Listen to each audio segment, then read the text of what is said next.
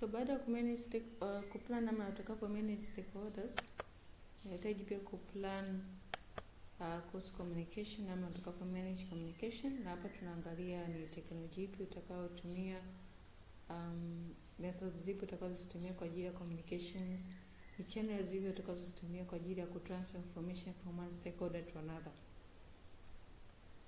Na kitu kingine pia ambacho nitakao kuplan ni namna utakavyo manage all change requests. Na hapa inapendekezwa kuwa na change control board ambayo inakuwa ina approve au ina process all the change requested by the team or by the stakeholders, kwa sababu as a project manager kwanza hauna authority ya kufanya project changes yote unless ufanye approval, na kila change inaweza katokea ika affect your project scope, inaweza ka affect your project time, inaweza ka affect even the quality of your project as well as the cost of your project. Now in a summary form ni kwamba planning is about first understanding the project outcome, the project scope and the objectives of the project, and to define what is required, and that is the deliverable. Then you specify the activities and create a relationship between one activity and another. You estimate both resources and the duration or the time scale for each activity. Then you schedule what will be the time for starting or the end date of your project.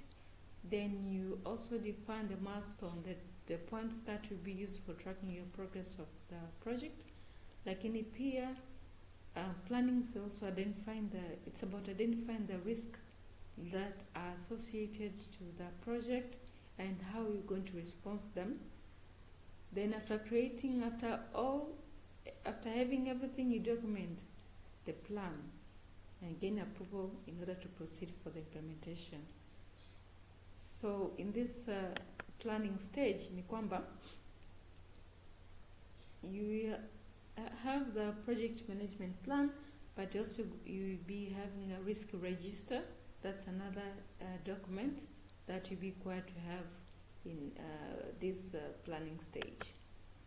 Now, in executing, this is about carrying out the activities which were planned before and documented in the project management plan.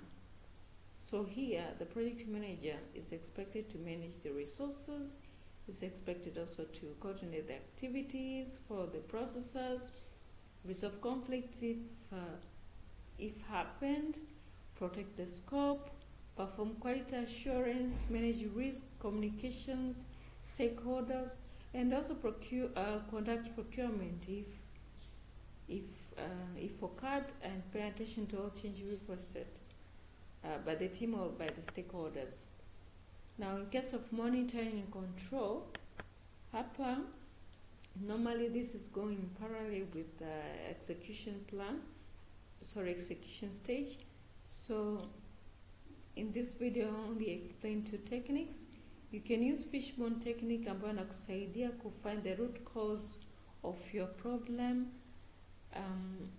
from 6 areas, which are methods, materials, machines, measurements, environment, and people. Then after identifying the root cause from these 6 areas, you solve and document them for future reference.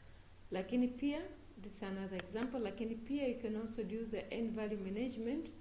But here you can identify if your project is within schedule or ahead of schedule, or if your project is within budget or you're over budget.